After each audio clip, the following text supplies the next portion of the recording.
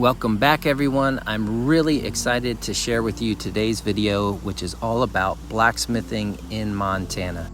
So Heidi and I went out to the Northern Rockies Blacksmith Association Fall Conference, where I was invited to teach and demonstrate, and we just had an awesome time. After the conference, we were able to visit a couple other amazing shops.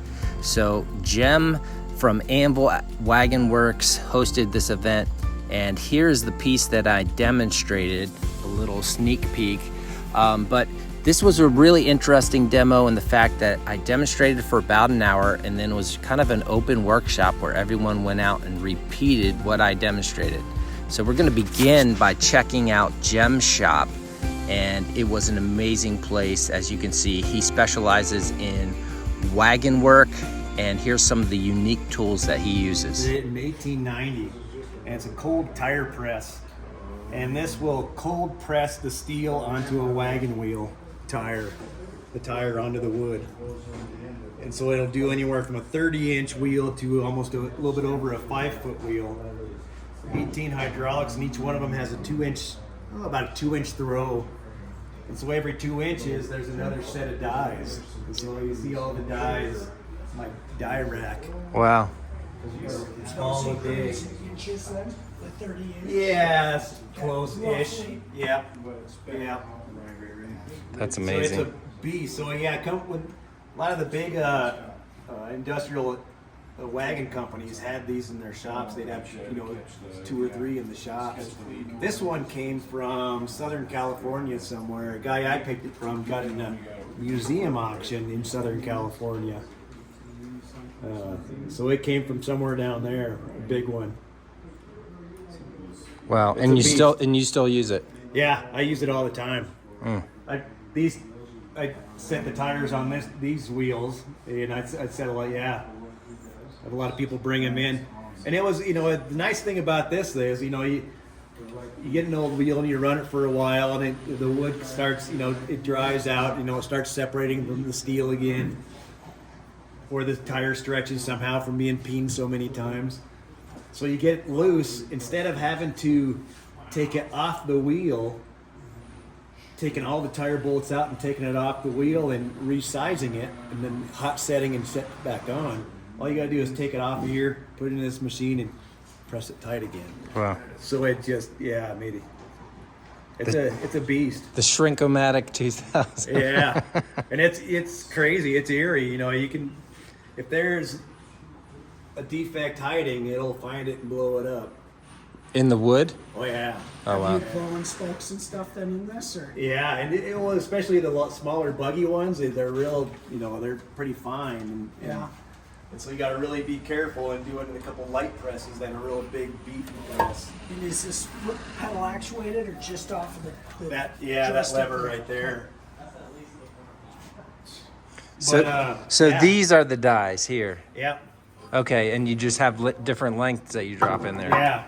Oh wow. Anywhere from, this is the biggest ones to, I'll put a 3/4 inch one, or Right. where are my small ones? Right here. Okay. Ones. Okay. Yeah. Wow. Which is like a 57. But it'll do, just a little over a 5 foot. That's crazy. And there's only, I don't know, maybe a dozen left in existence. A dozen of these Maybes. machines? Maybe. In the world, yeah. Wow. Yeah, so I was pretty fortunate to find it. So you get it trucked up there. And there's they have ones that'll do the bands on the hubs too, a smaller one. The guy in South Dakota has one of those. I've only seen one of those. But there's also a bigger one that'll do a 6-foot wheel, and I've only seen one of those. Or dish into it, which you can. So you gotta kind of hold that down, or else you can push that. It'll push it up and out. Yeah, and distort the wood and mess it up. You want all the pressure to go straight in. I wouldn't want to be anywhere near that. Yeah. I had a guy bring me some wheels, and they're beautiful wheels off a farm wagon. They've just been repainted, and they look like they're brand new. He's like, I just bought this from this guy. And I was like, oh, but they're a little bit loose. So we put them in here. I was like, all right, we'll tighten them up. We started putting it, and blew up. And well, the guy had patched it Yeah. Bondo? Yeah, it was a bunch of rot, and patched it and bondoed it, and he repainted it. And, yeah, so I keep a piece. Yeah, reminder. It's like, oh, I tell people, if it's all freshly painted, I was like, if there's a defect in there, it'll find it.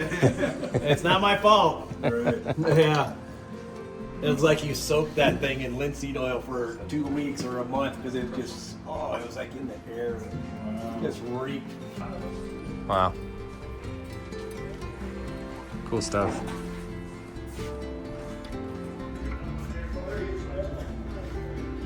Yeah, so lots of different sizes. These are box things that go inside the hub. So that would go in, there's a wood core that you would have to put that in there, and that gets pushed in there, and this fits perfectly on the axle. And every wagon company had a dozen different sizes. So some people take the wagon wheels off or buggy wheels off a buggy. You're hard pressed to ever find a match again. You'll have the new set made because every company had their own spin on their sizes and shapes and wow. Yeah. So I save everything. And there's just lots of different styles of hubs. This is a military style Archibald hub, which you'd see a lot in World War I, Civil War wagons. All the rivets and bolts that you want? Yeah, lots of different rivets and felly bolts and shapes that I have to use. Yeah. Big one, and these ones I use mostly in between. They kind of got a little knurl on there to kind of grab onto the steel, so when you cool. tighten them up, it doesn't. Yeah. Wow. All specialty. Wow. Yeah. Is anyone still manufacturing these? They still make them. Thank goodness. Wow. Use the heck out of them.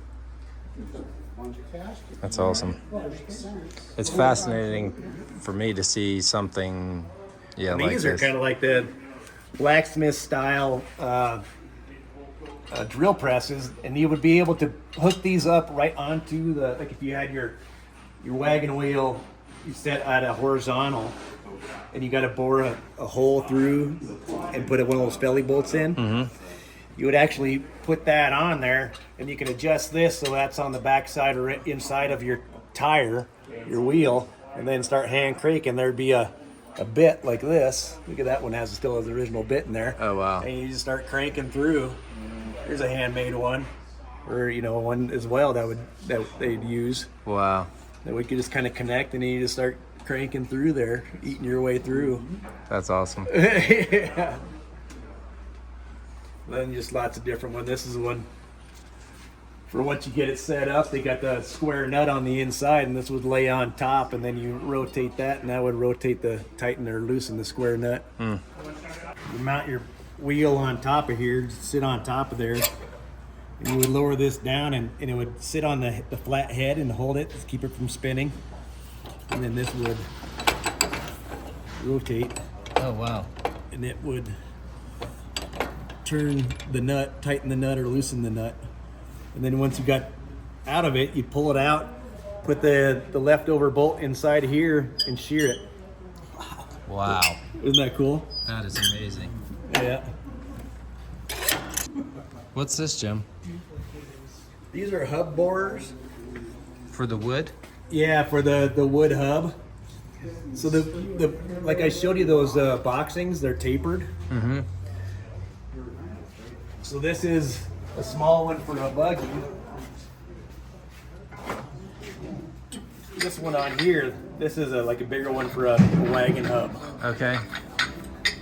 So you can see they're tapered, and after I make my hub, I gotta taper a hole in my hub for that to perfectly press in. Wow.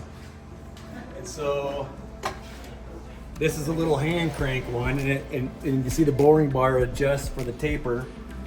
This is a large one, but I don't use this one much. It's a little bit different and cantankerous and a little bit worn out. The babbit's worn out.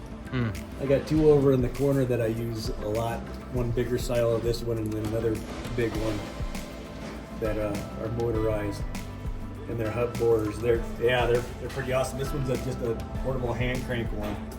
Okay. Wow. That's a few tire rollers here and there. Oh yeah. The big one's over here behind the press or the iron. Oh good worker. Lord, that is a big one. Yeah. Wow. That one's neat because you can do it the hard way too. Oh really? With that bad boy. Oh wow. Yeah. Yeah, so it'll roll steel the hard way. That thing is a beast. It'll do some thick stuff. Wow. Yeah. Who made that one? Do you know? I don't know if I found a name on that guy. You know, there was Buffalo and Champion and Canadiato and 2 or 3 other big ones. Like Kane was a big one. But I don't know. Yeah, I'm not sure. This is a tenon auger machine. When it'll do the round tenons at the end of the spoke that go into the felly. This is a lathe duplicator, which will do the spokes or the handles. And I thought if we had time tomorrow night, we'd hook this up and make some hammer handles. Oh, that's awesome. Yeah, and I got, a bunch of wagon spokes I was gonna make them out of. Oh, cool. This is a bunch of ash, and it was off a wagon. It's really not that old, so I think this would still be good. Oh yeah. And this is the handle. Oh, that's It's cool. kind of like Diagonal I made. What's that? Did you see that double diagonal? Yes, I'm jealous. I used that. The handle I gave you? Yeah. Oh, sweet. On that I handle. really like that double. Yeah. Yeah. Yeah, that's swell. So we'll hook that up instead of the spokes, and if we have time, I think we'll just make time and do that tomorrow Oh yeah. night. That'd be awesome. It's like a jet engine. Before I put this on here, we'd throw wood all the way to the door. It's pretty wicked.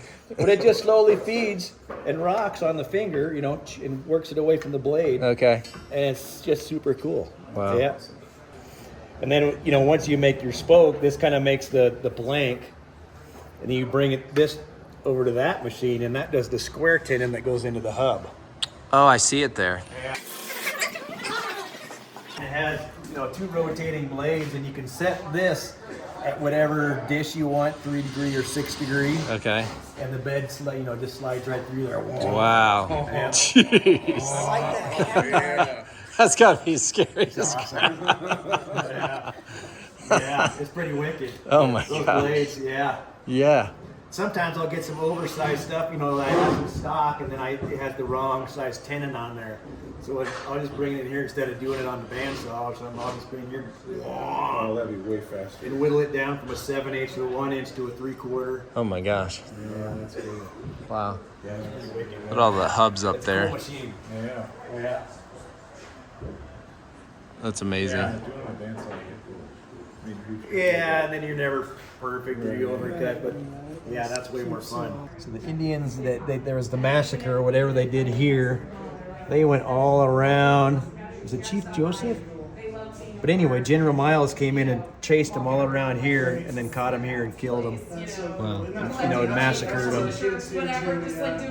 But yeah, they wrote a history thing about it. But yeah.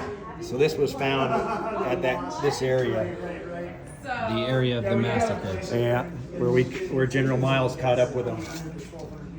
So yeah, Jem's saying this portable forge was lost and found at the area of General Miles massacre.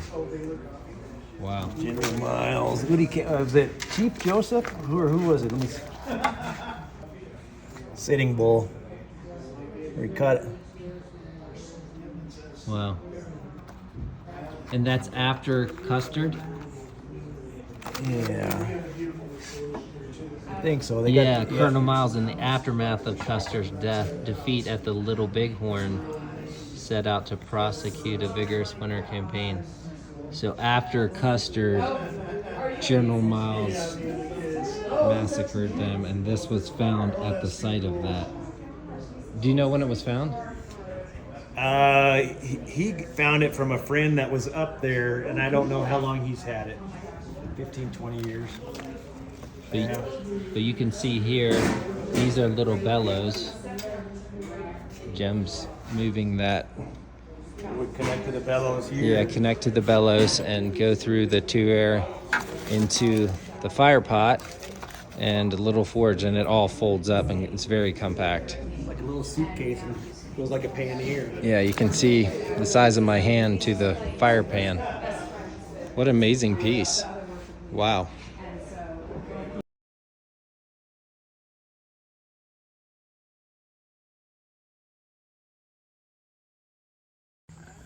Here now we get into the actual conference where I was demonstrating. This was a unique one where I demonstrated for about 1 hour, then everyone else goes out and works, tries to repeat what I was doing. So it was a bit of a conference and also a class wrapped up into one. And here is some of the work being done outside by everyone who participated in the conference. So many great people. That's what I love about doing events like this, is meeting all the great people in the blacksmith community. All of the tools that you see in use here are a mixture of tools from the Northern Rockies Blacksmith Association, as well as members brought their own tools. Here, father and daughter working together. So cool to see stuff like that. But everyone kind of joined together, worked individually or as in teams to replicate the different elements that I demonstrated. The goal with this demonstration was to show a bunch of solid blacksmithing techniques in one piece. This young man absolutely killed it with his project. He was only 16, but is an incredible blacksmith already.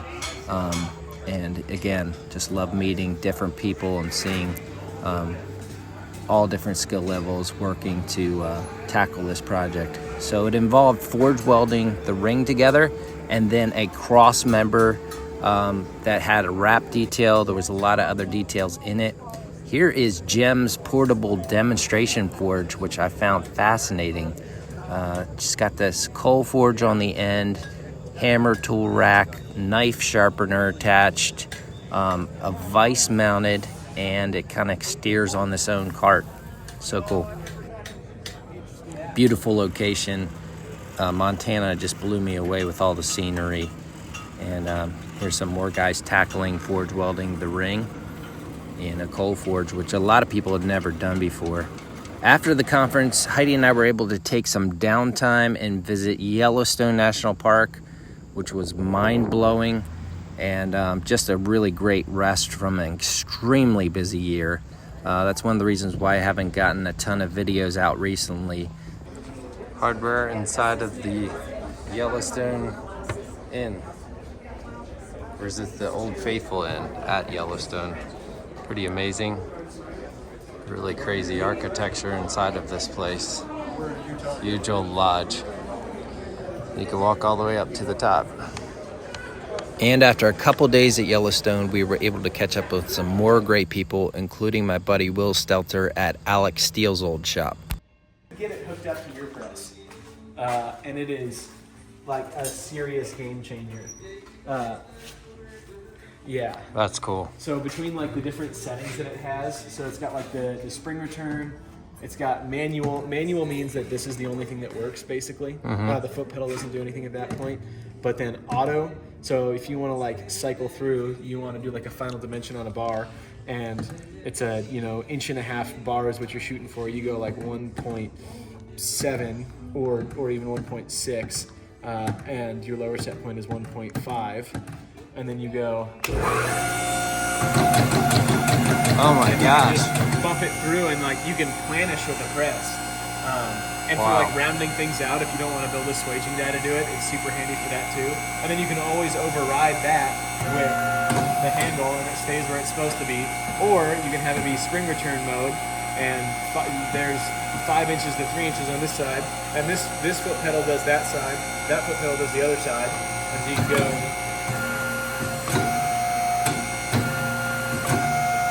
Bounce between the two set points there, or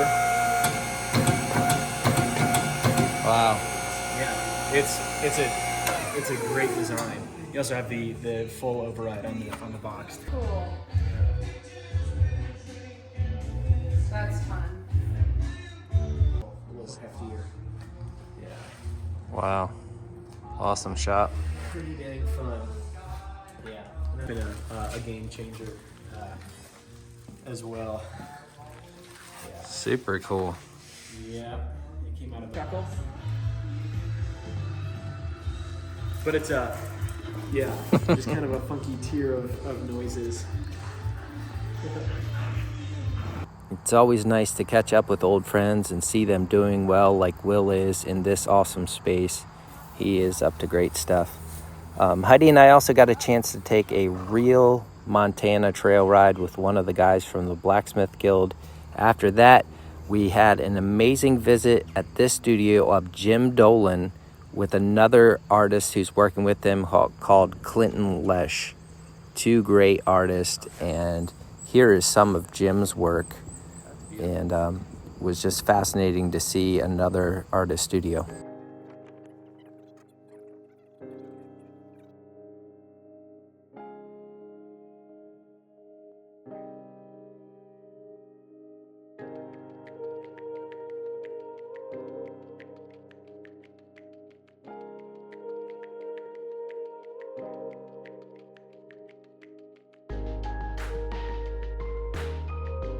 Here is a crazy cool piece by artist Clinton Lesh.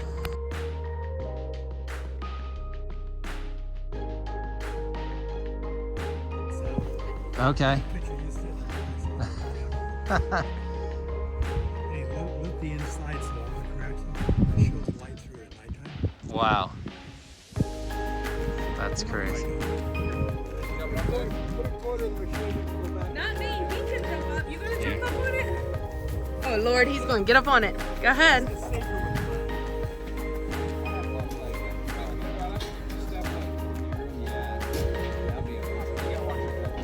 All right, let's see it, Matthew.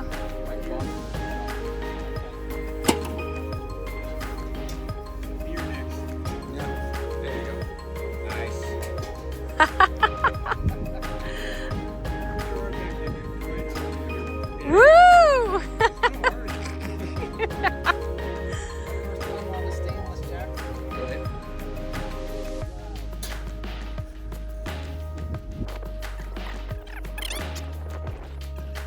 Running from on an open hillside. They're running from left to right, about 35 of them. They make a turn and they go up about 45 from there, from right to left. And one more 45 up to the ridge line. And so I have them. They start changing colors from that color to these guys, and they go up in the sky and disappear. Wow. What was this project for? I just did a totally a speculation. It took me 7.5 years for full-time help. Something that you wanted to do. Yeah, since the 70s, I always wanted to do golf course.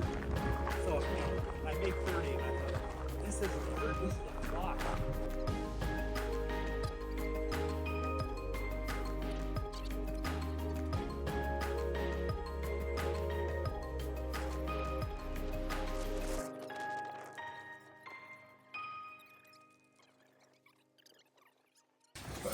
Got this going right now.